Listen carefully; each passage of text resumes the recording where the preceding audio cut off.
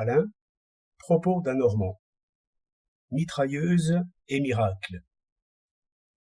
On nous annonce une nouvelle machine à tuer. C'est la mitrailleuse électrique. C'est un tube métallique avec des paquets de fils autour, dans lesquels passent des courants convenablement réglés.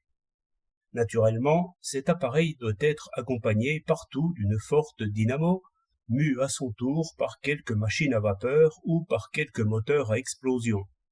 Vous voyez que cette arme ne pourra pas se porter en bandoulière. Mais une fois que tout sera bien en place, admirez comme ce sera simple. Le canon est ouvert aux deux bouts. Les projectiles qu'on y introduit se mettront en marche avec une vitesse rapidement croissante et sortiront par l'autre bout avec un tel élan qu'après 3 ou 4 kilomètres de course, ils auront encore assez de force pour traverser un homme. Cette arme étonnera, comme tout ce qui est nouveau, mais dès qu'elle sera dans l'usage, on n'y pensera plus.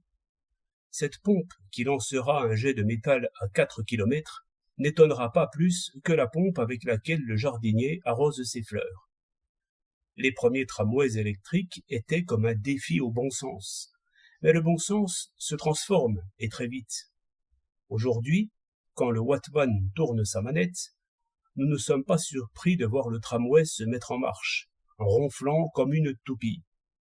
Bien plus, c'est le contraire qui nous étonnerait. Faut-il conclure de là que tout le monde comprend ce qui se passe dans les bobines du moteur? Ce serait mal conclure.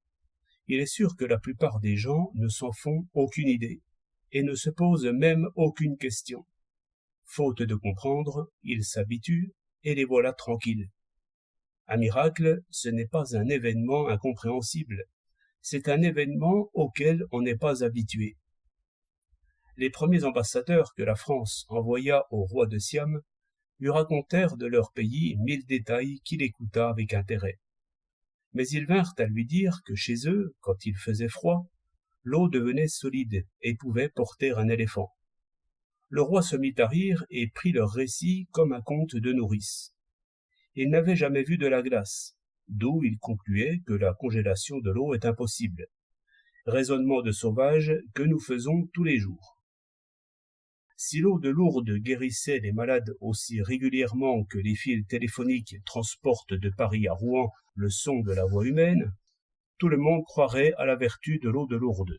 Bien mieux, un homme qui n'aurait encore jamais téléphoné croirait pourtant que la chose est possible, sur le seul témoignage des autres.